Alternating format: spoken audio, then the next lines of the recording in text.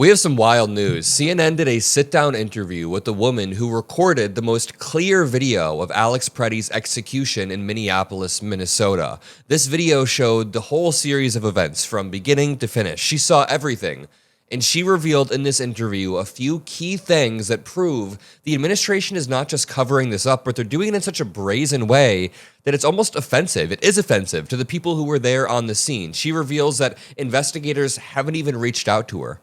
She recorded the main video that went incredibly viral and that directly contradicted Kristi Noem's statements, directly contradicted Stephen Miller's statements. It was the main video that basically proved that this was an execution. Yet the FBI, the DHS, none of the investigators have reached out to her whatsoever. I also think it's important to point out the Civil Rights Division of the Justice Department, which has historically investigated shootings involving federal law enforcement officials, is not expected to investigate the shooting of Alex Pretty in Minneapolis, according to two senior law enforcement officials. This is very unusual, and it's exactly what happened after Renee Good was killed. As it says, Todd Blanche, the number 2 in the department, made the same decision after Renee Good was killed. The decision is to spike any joint coordinated investigation that can provide oversight and take control of the entire investigation themselves. Basically, hey, we investigated ourselves and found that we did nothing wrong. It's the oldest trick in the book.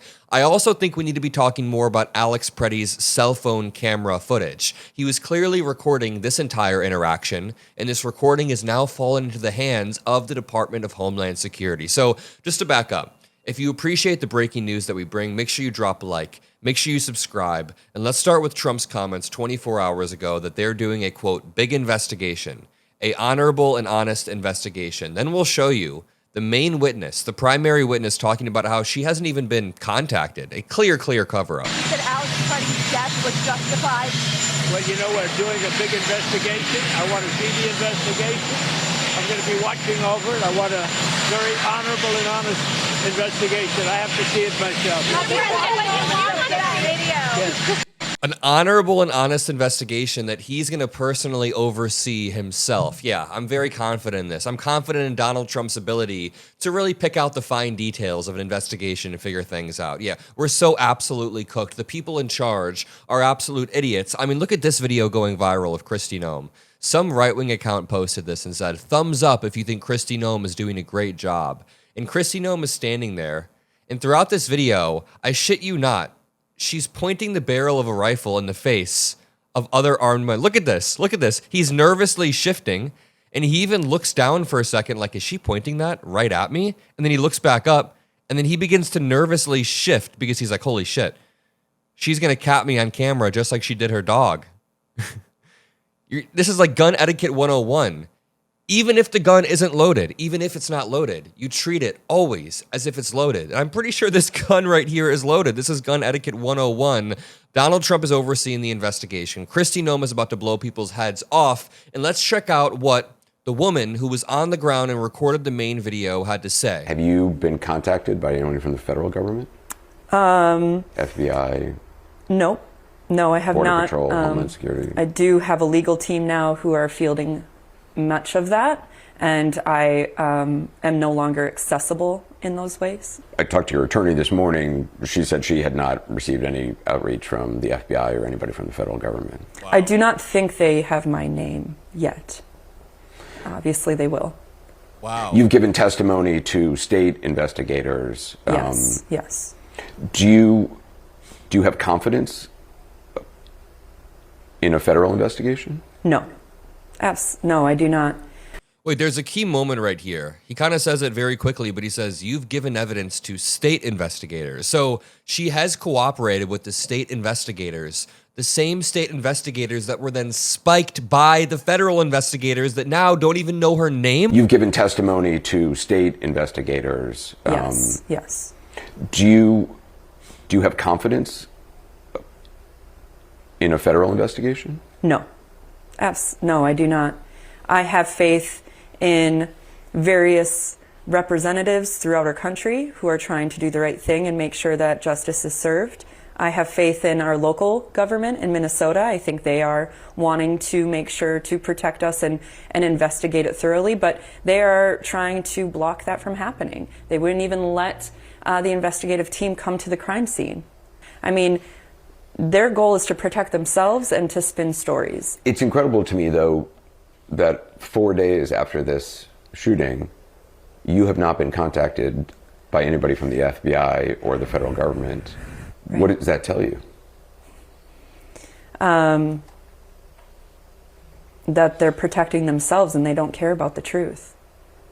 They're very clearly protecting themselves, covering this up. The other option is they're just too dumb to follow protocol. Like, can you imagine Kristi Noem and Kash Patel are sitting there smoking a joint and they're like, oh shit, we were supposed to hit up the witnesses. We forgot to do that. We're 5 days out.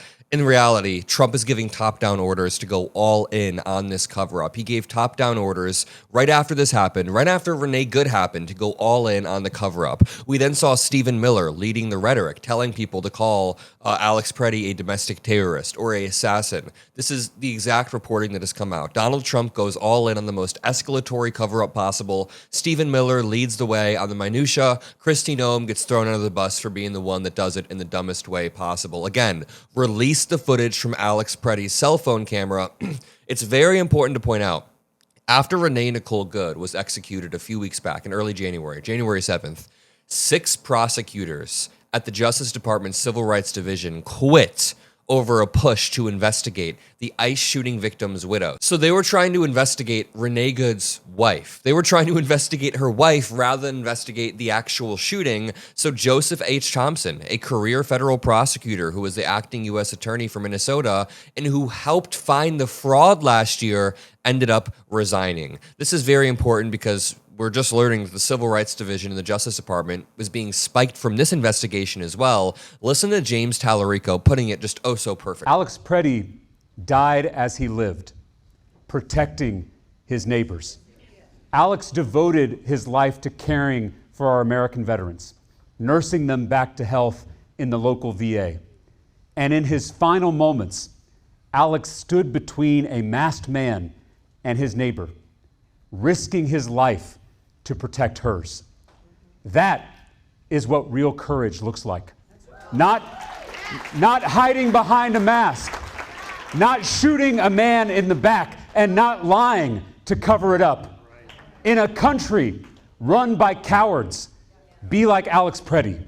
Wow. Really, really powerful messaging there coming from James Tallarico. Great stuff. Let's check in on how right-wingers are messaging about this event. First of all, when these people come out and go, Tim's a bootlicker for defending ICE, I'm like, no, you misunderstand. It's my boots. It's mine. I voted for them. I'm wearing the boot. I'm stomping on the ground. I ain't licking anybody. I'm clapping for these people that I said, please go out and enforce the law. And anybody else who's cheering for it, who voted for it too, we're all wearing the boots. You're the one crying. You're the one saying, you're coming. So just say you're a fascist if you're a fascist. This is like the part of 1984 when the guy actually just starts to like Big Brother. He's like, you know what? I've resigned. Big Brother is good now. If you like a fascist regime, just admit that. He goes on weekly tirades about how Ukraine is the enemy of America. He gets money from Russia. He talks about civil wars all of the time. This is not even political commentary. This is just the next iteration of the poisonous, vile BS that Rush Limbaugh would spew all of the damn time. This is the next iteration of Newt Gingrich's style of politics, and that's the type of politics that Donald Trump plays. I made a video about this last night, but you may have seen that Representative Ilhan Omar got attacked in Minneapolis, Minnesota. Man, everything happens in Minnesota, huh? She was giving a town hall in Minnesota, and a Trump supporter ran up and said she needs to be impeached, something about Zohran Mamdani, and then sprayed her with an unknown substance, which now seems to be, thankfully, not any sort of poisonous chemical. It seems like Ilhan Omar got checked and she is okay. But Donald Trump's reaction was to say, I think she's a fraud. She probably had herself sprayed, knowing her. I'm so sick of this game it's not a game, but I'm so sick of the way Republicans play politics. Donald Trump and every Republican beneath him in the party have been saying that Tim Walz and Mayor Jacob Frey are being radical and escalatory in their rhetoric. But every single time Donald Trump makes statements like this, it's like they have blindfolds on. It's like, oh, Maybe he didn't even mean to say that she pepper sprayed herself. Or they'll jump in and say, yeah, of course it was staged. So they use this crazy, vile, escalatory rhetoric saying Ilhan Omar should be deported and impeached and is a fake congresswoman and isn't even an American. That's what Trump says. And then when she gets attacked, he says she didn't actually get attacked. And Republicans say Tim Walz is the one escalating. This shit pisses me off. You see the same thing with everything else Trump does. When he denied the election for over a year, Republicans said, oh, Hillary Clinton one time in 2017 said Donald Trump is a fake president. It was a completely different context. Her saying that he's a fake president one time is not the same as him saying that there are millions of illegal votes. Time and time again, Donald Trump is held to a different standard. But on this show, we continue to call it out. I love you all. I'll see you in the next video, and peace out.